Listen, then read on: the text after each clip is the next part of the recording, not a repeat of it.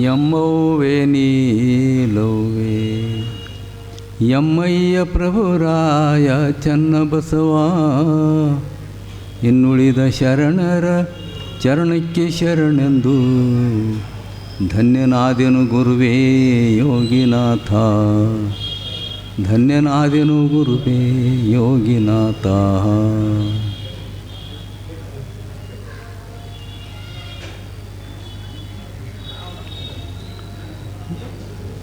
ಮಹಾಗುರು ಬಸವ ತಂದೆಯ ಮಹಾಪಾದಗಳಲ್ಲಿ ಅನಂತ ವಂದನೆಗಳನ್ನು ಸಮರ್ಪಿಸಿ ಬಸವ ಸಮಕಾಲೀನ ಹಾಗೂ ಆ ಪರಂಪರೆಯ ಅಸಂಖ್ಯಾತ ಶರಣರನ್ನು ಭಕ್ತಿ ಗೌರವದಿಂದ ನಮಿಸುತ್ತಾ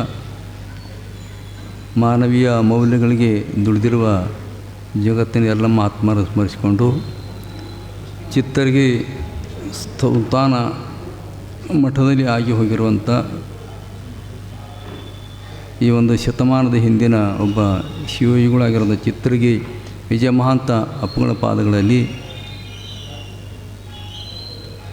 ಪರಮ ಪೂಜ್ಯ ಡಾಕ್ಟರ್ ಮಹಾಂತಪ್ಪಗಳವರಲ್ಲಿ ಪ್ರಣಾಮಗಳನ್ನ ಹೇಳಿ ಈ ಕಾರ್ಯಕ್ರಮದ ಸಾನ್ನಿಧ್ಯನ ವಹಿಸಿರುವಂಥ ಪರಮ ಪೂಜ್ಯ ಶ್ರೀ ನಿಪ್ರ ಗುರು ಮಹಾಂತ ಅಪ್ಪಗಳವರ ಶ್ರೀ ಚರಣಗಳಲ್ಲಿ ಶರಣಗಳನ್ನು ಹೇಳ್ತಾ ವೇದಿಕೆ ಮೇಲೆ ಹಿರಿಯರಾಗಿರುವಂಥ ನಮ್ಮ ಶರಣರು ಬಸವನವಲಿಂಗ ಶರಣರು ಇದಕ್ಕೆ ಇನ್ನೂ ಇಬ್ಬರು ಸ್ವಾಮಿಗಳದಾರ, ನಮ್ಮ ಸತ್ಯತಾಯಿಯವರದಾರ. ಬಹಳ ಅನುಭವದ ಆಸಕ್ತರಾಗಿ ಎದುರಿಗೆ ಕುಳಿತಿರುವಂಥ ಎಲ್ಲ ಶಿವಸ್ವರೂಪಿ ತಂದೆ ಮತ್ತು ತಾಯಂದಿರಿಗೆ ಶರಣಾರ್ಥಿಗಳು. ಶಿವಸ್ವರೂಪಿಗಳೇ, ಕಳೆದ ಬಹುಶಃ 8-9 ಆಗಿದ್ದವು ಕಾಣ್ತು ಅನುಭವಗಳಲ್ಲಿ ನಾವು ಷಟ್ಸದರ ಹಿನ್ನೆಲೆಯಲ್ಲಿ ಬರ್ತಕ್ಕಂಥ ಎಲ್ಲ ವಿಷಯಗಳು ತಿಳ್ಕೊಂಡಿವಿ. ಇವತ್ತಿನ ಹಿಡಿದ 6 ಸ್ಥಳದ ವಿಷಯಗಳು ಪ್ರಾರಂಭ ಆಗ್ತಾಯಿದೆ. ಇವತ್ತು ಭಕ್ತ ಸ್ಥಳದ್ದು ಒಂದು ಸ್ಥಳ ನಿನ್ನೆ ಹೇಳಿದ್ದೀನಿ, ಒಂದು ಸ್ಥಳ 3 ದಿವಸ ಅಂತ ನಾನು ಇಟ್ಕೊಂಡೀನಿ. ಒಂದು ಸ್ಥಳದ ಬಗ್ಗೆ 3 ದಿವಸ ಪ್ರತಿಪಾದನೆ ಮಾಡಿದ್ರೆ 18 ತಾರೀಕಿನವರೆಗೆ ಇವು ಮುಗಿತವ ಅಂತ ನಂದು ಒಂದು ಲೆಕ್ಕ ಹೀಗಿದೆ. ಆ ಒಂದು ದೃಷ್ಟಿಯಿಂದ ಈ ಹಿಂದಿನೆಲ್ಲ ತಾವು ಅರ್ಥ ಮಾಡ್ಕೊಂಡಿರಿ. ಇವತ್ತು ಭಕ್ತ ಸ್ಥಳ ಅಂದರೆ ಏನು? ನಮ್ಮ ಭಾರತ ದೇಶದ ಪರಂಪರೆಯಲ್ಲಿ ಆಧ್ಯಾತ್ಮಿಕ ಜ್ಞಾನ ಭಾಳಷ್ಟು ಸಾಹಿತ್ಯಗಳು ಕೊಟ್ಟಾರ. ಉಪನಿಷತ್ತುಗಳು ಬಂದು ಹೋಗಿದ್ದಾವೆ, ಬೇರೆ ಬೇರೆ ಸಾಹಿತ್ಯ ಬಂದವ. ಆದರೆ ವಚನ ಸಾಹಿತ್ಯದಲ್ಲಿ ಬರುವಂಥ ಷಟ್ಸರ ತತ್ವಜ್ಞಾನ ಅವು ಎಲ್ಲಿ ಇಲ್ಲ. ಇದು ನಾನು ಸ್ಪಷ್ಟವಾಗಿ ಹೇಳ್ತೀನಿ. ಅಲ್ಲಿ ತತ್ವಜ್ಞಾನ ಹೇಳ್ತದೆ, ಇಲ್ಲ ನಾನು ಕೆಟ್ಟದಂತ ಹೇಳಲ್ಲ. ತತ್ವಜ್ಞಾನ ಇದೆ. ನಾನು ಯಾರು ಅನ್ನೋದು ಉಪನಿಷತ್ದಾಗ ಹೇಳ್ತದೆ. ಉಪನಿಷತ್ತು ಏನು ಹೇಳ್ತದೆ? ನಾನು ಯಾರು, ನಾನು ಈ ದೇಹ ಅಲ್ಲ, ಪಂಚಕರ್ಮೇಂದ್ರಿಯಗಳಲ್ಲ, ಜ್ಞಾನೇಂದ್ರಿಯಗಳಲ್ಲ, ಯಾವುದೂ ಅಲ್ಲ ಅಂತ ಹೇಳ್ತದೆ. ಅದು ನಾನು ಸಚ್ಚಿದಾನಂದ ಸ್ವರೂಪಿ ಆತ್ಮ ಇದ್ದೇನೆ ಅಂತ ಹೇಳ್ತದೆ. ಆದರೆ ಆತ್ಮ ಸ್ವರೂಪವಾಗಿ ಕಾಯ ಸಹಿತ ಆ ದೈವಿ ಸ್ವರೂಪ ಆಗುವಂಥ ಜ್ಞಾನ ಆ ಕ್ರಿಯೆ ಅಲ್ಲಿ ಇಲ್ಲ. ನೀವು ಯಾರು ಬೇಕಾದ್ರೆ ಉಪನಿಷತ್ಕಾರರು ಕೇಳ್ಬೋದು, ಭಗವದ್ಗೀತೆದವ್ರು ಕೇಳ್ಬೋದು, ಎಲ್ಲರೂ ಕೇಳ್ಬೋದು. ಸಾಕಷ್ಟು ನಮ್ಮ ಪೂಜ್ಯ ಸಿದ್ದೇಶ್ವರ ಅಪ್ಪಗಳ ಜೊತೆ ನಾನು ಸಾಕಷ್ಟು ಡಿಸ್ಕಸ್ ಮಾಡೀನಿ ಈ ಬಗ್ಗೆ. ಅಧಿಕೃತವಾಗಿ ಅಂಗ ಸಹಿತ ದೈವಿ ಸ್ವರೂಪ ಆಗುವಂಥದ್ದು ಎಲ್ಲಾರು ಇದ್ದರೆ ಅದು ಕೇವಲ ಬಸವಾದಿ ಶರಣ ವಚನಗಳಿಂದ ಮಾತ್ರ ಅನ್ನೋದು ಖಚಿತವಾಗಿ ಮತ್ತೊಮ್ಮೆ ಹೇಳ್ತೀನಿ. ಯಾಕಂದರೆ ಭಾಳ ಜನರಿಗೆ ಇದು ಗೊತ್ತಿಲ್ಲ. ಈ ಕಾಯ ವೇಸ್ಟು, ಈ ಜೀವನ ವೇಸ್ಟು, ಇದಕ್ಕೇನು ಅರ್ಥ ಇಲ್ಲ ಅಂತ ದೇಹಕ್ಕೆ ಅಲಕ್ಷ್ಯ ಮಾಡಿ ನಾನು ಆತ್ಮ ಇದ್ದೇನೆ, ಅದೇ ನಾನು, ಇದು ಏನು ಮಾಡೋಕ್ಕೆ ಬಂದಿಲ್ಲ ಅಂತ ತಿರಸ್ಕಾರ ಮಾಡ್ತಾ ಬಂದವರೇ ಅದಾರ. ಮಹಾಗುರು ಬಸವೇಶ್ವರದು ಮೂಲ ಉದ್ದೇಶ ಏನು ಅಂದ್ರೆ, ಈ ಜಗತ್ತು ಹುಟ್ಟಿದಕ್ಕೊಂದು ಅರ್ಥ ಇದೆ. ಈ ಜಗತ್ತು ಉಗಮವಾಗ್ಯದಲ್ಲ, ಮಹಾಘನಲಿಂಗದ ಉಗಮವಾಗ್ಯದ. ನಾವು ನೋಡಿದ್ದೀವಿ. ಪಂಚಮಹಾಭೂತಗಳು ಅಲ್ಲಿಂದೇ ಬಂದು, ಮಾನವ ಕುಲಕುಟ ಅಲ್ಲಿಂದೇ ಬಂತು, ಚರಾಚರ ಜಗತ್ತು ಅಲ್ಲಿಂದೇ ಬಂತು. ಇದಕ್ಕೊಂದು ಅರ್ಥ ಇದೆ. ಇದಕ್ಕೆ ಯಾವುದೋ ಭೌತಿಕ ಜಗತ್ತು ಅನ್ನೋದಕ್ಕಿಂತಲೂ, ಭೌತಿಕ ಮಾನವ ಅಂತ ಕರೆಯೋದಕ್ಕಿಂತಲೂ ಇದಕ್ಕೊಂದು ಯಾವ ಮೂಲ ವಸ್ತುವಿಂದ ಬಂದದ್ದು ಅದೇ ರೂಪ ಇದು ಆಗಬೇಕು ಅಂತಾರೆ ಅವರು. ಇದು ನಮ್ಮ ಬಸವ ತತ್ವ. ನೀವು ಯಾರು ಬೇಕಾದ್ರೆ ಬೆಲ್ದಾಣ ಜೊತೆ ನೀವು ಬೆಕ್ಕಂಗೆ ಇಂಡಿಯಾದಾಗಿದ್ದಂಥ ಎಲ್ಲ ನೀವು ತತ್ವಜ್ಞಾನಿಗಳು ಬರ್ರಿ, ಇದು ಮಾತ್ರ ಎಲ್ಲಿಲ್ಲ ನಾನು ಖಚಿತವಾಗಿ ಹೇಳ್ತೀನಿ. ಯಾಕೆ? ಇದು ಭಾಳ ಮಹತ್ವದ ಕೊಡುಗೆ ಬಸವಣ್ಣವ್ರ ಲೋಕಕ್ಕೆ. ವಿಶ್ವ ಎಂದಾದರೂ ಪರಸ್ಪರ ಸಾಮರ್ಥ್ಯದಿಂದ ಒಂದಾಗಬೇಕಾಯ್ತು ಅಂದ್ರೆ ಅದಕ್ಕೆ ಮೂಲ ಒಂದು ಅರ್ಥಪೂರ್ಣವಂಥ ಕೊಡುಗೆ ಅದು ಕೇವಲ ಬಸವಾದಿ ಶರಣರ ವಚನವೇ ಹೊರತು ಬೇರೆ ಅದರಿಂದ ಆಗಲ್ಲ. ಅದಕ್ಕೆ ಈ ಕಾಯನು ದೇವರಾಗಬೇಕು. ಈ ಕಾಯ ಪೋಷಣೆ ಮಾಡುವಂಥ ವಸ್ತುಗಳೆಲ್ಲವೂ ದೇವನ ಸ್ವರೂಪ ಲಿಂಗಮೇ ಆಗಬೇಕು. ನಾವು ದೇವರಂತ ಯಾಕಂತ ಅನ್ನೋದು ಬೇರೆಯವರಿಗೆ ತಿಳಿಲಿ ಅಂತ ಹೇಳ್ತಾ ಇದ್ದೀನಿ. ಲಿಂಗ ಸ್ವರೂಪ ಆಗಬೇಕು, ಲಿಂಗ ಉದಯವಾಗಿದೆ ಲಿಂಗವೇ ಆಗಬೇಕು. ಕಾಯ ಲಿಂಗ ಆಗಬೇಕು, ಮನಲಿಂಗ ಆಗಬೇಕು, ಇಂದ್ರಿಯಗಳು ಲಿಂಗ ಆಗಬೇಕು.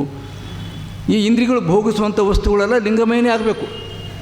ನಾವು ನೋಡೋ ನೋಟ ಆಗಿರ್ಬೋದು, ತಿನ್ನೋ ರುಚಿ ಆಗಿರ್ಬೋದು, ಸ್ಪರ್ಶ ಮಾಡುವಂಥ ವಸ್ತು ಆಗಿರ್ಬೋದು, ಕೇಳುವಂಥ ವಸ್ತು ಆಗಿರ್ಬೋದು, ಅಥವಾ ಹರಿತಕ್ಕಂಥ ನೀರಾಗಿರ್ಬೋದು, ಸುಳಿಯುವ ಗಾಳಿ ಆಗಿರ್ಬೋದು, ಎಲ್ಲವೂ ಲಿಂಗಮಯ ಆಗಬೇಕು. ನಾನು ಲಿಂಗಮಯ, ನೀವು ಲಿಂಗಮಯ, ಅವರು ಲಿಂಗಮಯ, ಎಲ್ಲೋ ಲಿಂಗಮಯ ಆದರೆ ಜಗತ್ತೇನಾಗ್ತದೆ? ಯಾರೋ ಲಿಂಗ ದೇವ ಸ್ವರೂಪಿ ಆದರೆ ಅಂದರೆ ಜಗತ್ತಿನಿಗೆ ಏನಾದರೂ ಅನ್ಯಾಯ, ಅತ್ಯಾಚಾರ, ಸುಳ್ಳು ಮತ್ತು ಅಂಥವು ನಡೀತವೇನು? ಆಗಲ್ಲ. ಅದಕ್ಕೆ ಷಟ್ಸ್ಥಲ ತತ್ವಜ್ಞಾನಿ ಏನು ಹೇಳ್ತಂದ್ರೆ ಭೌತಿಕ ಜಗತ್ತನ್ನು ದೈವೀಕರಣ ಮಾಡ್ತಕ್ಕಂಥ ವಿದ್ಯೆನೇ ಷಟ್ಸ್ಥಲ ವಿದ್ಯೆ. ಷಟ್ಸ್ಥಲ ಆರು ಯಾಕೆ ಹೇಳಿದ್ರು? ಪಂಚಮಹಾಭೂತಗಳದಾವ, ಅದರ ಒಂದು ಆತ್ಮತತ್ವ, ಶಿವಾಂಶದ ಆತ್ಮತತ್ವ ಇದೆ. ಇವು 6 ಅದಾವ.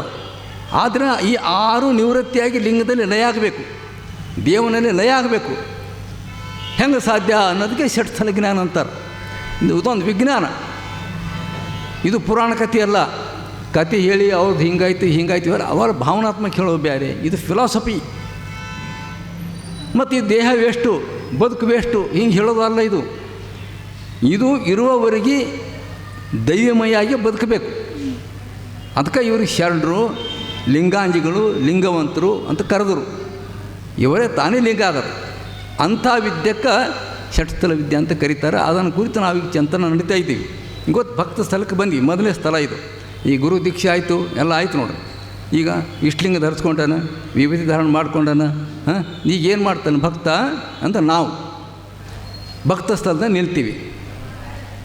ಭಕ್ತ ಸ್ಥಳದಲ್ಲಿ ಭಕ್ತನ ಲಕ್ಷಣಗಳೇನು? ಈ ಭಕ್ತನ ಸ್ಥಳಕ್ಕೆ 6 ಸ್ಥಳಗಳು ನಾವು ಒಂದು ಸ್ವಲ್ಪ ನಿಮ್ಮ ಮುಂದೆ ಕಣ್ಣು ಮುಂದೆ ಇಡ್ತೀನಿ. ಒಂದು ಸಲ 6 ಸ್ಥಳಗಳು ಏನಾದ ಭಕ್ತ, ಮಹೇಶ, ಪ್ರಸಾದಿ, ಪ್ರಾಣಿ, ಶರಣ, ಐಕ್ಯ ಅಂತ. ಈ 6 ಸ್ಥಳಕ್ಕೆ 6 ಭಕ್ತಿಗಳು ಅದಾವೆ. ಇಲ್ಲಿ 6 ಸ್ಥಳಕ್ಕೆ 6 ಭಕ್ತಿ ಅದಾವೆ. ಇದು ಭಾಳ ವೈಜ್ಞಾನಿಕವಾದ ಭಕ್ತಿ ಇದೆ. ನಾನು ವಿಶ್ಲೇಷಣೆ ಮಾಡ್ತೀನಿ ತಮ್ಮ ಮುಂದೆ. ನಮ್ಮ ಭಾರತ ದೇಶದೊಳಗೆ 9 ವಿಧ ಭಕ್ತಿ ಅಂತ ಬರ್ತಾವೆ. 9 ಪ್ರಕಾರ ಭಕ್ತಿ ನೀವು ಕೇಳಿರ್ಬೋದು. 9 ವಿಧ ಭಕ್ತಿ. ಇವು ಅನೇಕ ಸಂತರು, ಸಾಧುರು ಏನಿರ್ತಾವೆ ಅವರು 9 ವಿಧ ಭಕ್ತಿ ಮಾಡೋರು ಎಲ್ಲ. 9 ವಿಧ ಭಕ್ತಿ ಅಂದ್ರೇನು? ಶ್ರವಣ ಭಕ್ತಿ. ಶ್ರವಣ ಅಂದರೆ ಕೇಳೋದು. ದೇವನ ನಾಮಸ್ಮರಣೆ ಅಥವಾ ಅವನ ಚರಿತ್ರೆ, ಅವನ ಬಗ್ಗೆ ಕುರಿತಂಥ ಒಂದು ವಿಚಾರಗಳು ಯಾರೋ ಪುರಾಣಕಾರರಿಂದ ಕೇಳ್ತಕ್ಕಂಥದ್ದು ಶ್ರವಣ ಭಕ್ತಿ ಅಂತಾರೆ. ಶ್ರವಣ ಭಕ್ತಿ. ಆಮೇಲೆ 2ನೇದು ಕೀರ್ತನಾ ಭಕ್ತಿ. ನಮ್ಮ ಭಾರತ ದೇಶಕ್ಕೆ ಇದ್ದಂಥ ಭಕ್ತಿಗಳು ತಮ್ಮ ಮುಂದೆ ಹೇಳಿ ನಮ್ಮ ಷಟ್ಸ್ಥಲ ಭಕ್ತಿ ತಮ್ಮ ಮುಂದೆ ಇಡ್ತಾ ಇದ್ದೀನಿ. ಕೀರ್ತನಾ ಭಕ್ತಿ ಅಂದರೆ ಆ ದೇವನನ್ನು ವರ್ಣನೆ ಮಾಡೋದು. ಮರಾಠಿ ಬರ್ತೇನೆ ಯಾರಿಗಾದರೂ? ಬರ್ತದಲ್ಲ. ಈಗ ಮರಾಠಿ ನಮ್ಮ ಸಂತರು ವಾರ್ಕರಿಗಳು ಇದ್ದರು. ಅವ್ರು ಅದಾರ, ಅವರೆಲ್ಲ ಎಲ್ಲರನ್ನೇ ತಿಳ್ಕೊಳ್ರಿ. ನಾನೇ ಹಾಡೀನಿ ಸಣ್ಣದ ಇದ್ದಾಗ ಪಂಡ್ರಪ್ಪ ಯೂಟ್ಯೂಬರ್ ಮೇಲೆ. ಗಳ ತುಳಸಿ ಹಾರ ಕಾಶಿ ಪಿತಾಂಬರ ಅವಡೆ ನಿರಂತರ ಹೇಚೆ ಧ್ಯಾನ ಸುಂದರತೆ ಧ್ಯಾನ ಉಭಾವಿ ಠೇವರಿ ಕರಕಟಾವರಿ ಠೇವುನಿಯ. ಹೌದಲ್ವ? ಐತಲ್ವ ಬಂಕಿದು ಅಂದ್ರೆ ದೇವರೇ ನಿನ್ನ ಮೂರ್ತಿ ಭಾಳ ಸುಂದರ ಸುಂದರ.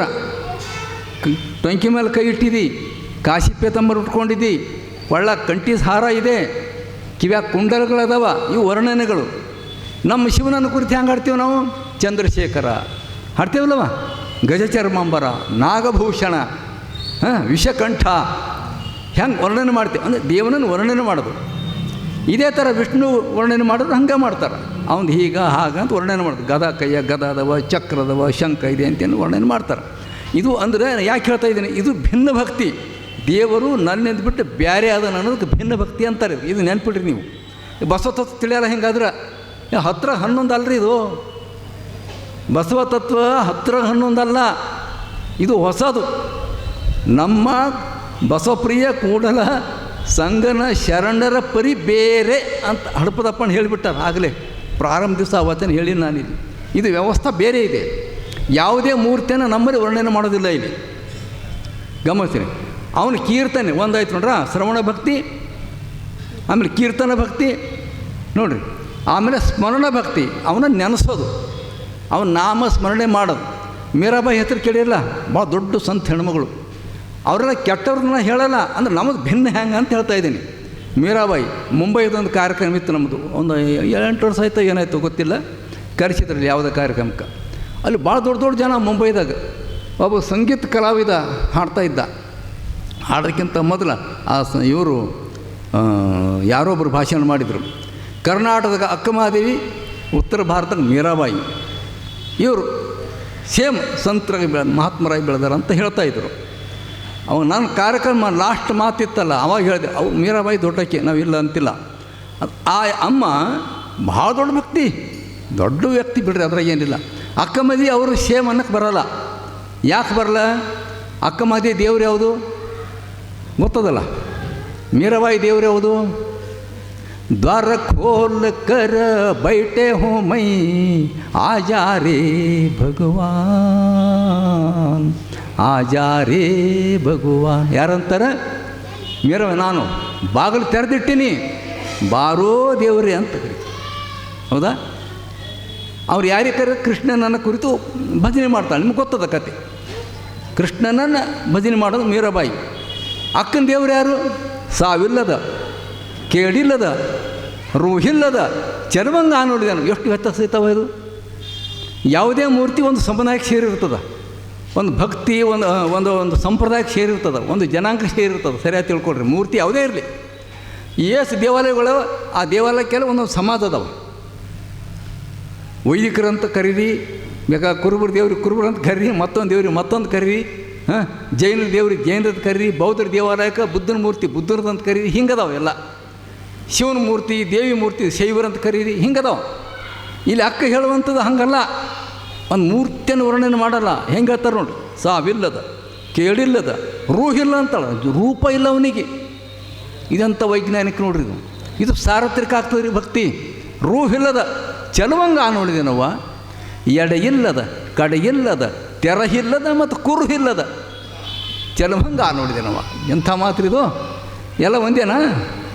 ಇದು ಹೇಳಿ ನಮ್ಮ ಮುಂಬೈದಾಗ ಜನ ಚಪ್ಪಲಿ ಹೊಡಿದ್ರು, ಓ ಇದು ಬೇರೆ ಇದೆ ಅಕ್ಕ ಮದಿದು ಅಂತ. ಹೌದು, ಹಿಂಗೆ ಇರೋದು ಅಂದೆ ನಾನು. ಒಂದು ತಾಸು ಭಾಷಣ ಮಾಡಿ ಮುಂಬೈದೊಳಗೆ. ಅವಾಗ ಜನ ಮುಗಿಬಿತ್ತಪ್ಪರೇ, ಇಷ್ಟು ವ್ಯತ್ಯಾಸ ಐತೇಳ್ರಿ, ನಾವು ಎಲ್ಲ ಒಂದೇ ಅಂತೇಳಿದೀವಿ ಅಂತಂತ ಇದ್ರು. ಹಂಗಲ್ಲಪ್ಪ, ಅಕ್ಕಮಾದಿ ಜೀವನ ಬೇರೆ. ಅವು ಸ್ವಯಂ ತನ್ನ ಒಳಗೆ ದೈವತ್ವವನ್ನು ಕಂಡುಕೊಟ್ಟು ತಾನು ಸ್ವಯಂ ಹಿಂಗೆ ಆದೇನು ಅಂತಾರವ್ರು. ದರ್ಶನ ಅಲ್ಲ, ದರ್ಶನ ನೋಡೋದು. ದೇವರಿಗೆ ಕಣ್ಣಿಲ್ಲಿ ಹಿಂಗೆ ನೋಡೋದು. ದೇವ್ರೇನು ಕಾಣಿಸಲ್ಲ, ದೇವರೇ ಇಲ್ಲ. ನೀವು ತಲೆ ಕೆಡಿಸ್ಕೋಬೇಡ್ರಿ. ನೀವು ಪ್ರಾಣಿಗೆ ಸ್ಥಳ ಬಂದಾಗ ಹೇಳ್ತೇವೆ ನಾವು, ಒಳಗೆ ದೇವ್ರು ನಮ್ಗೆ ಹೆಂಗೆ ಕಾಣ್ತಾನೆ, ಕಾಣ್ತಾನಲ್ಲ ಕಾಣ್ತದೆ.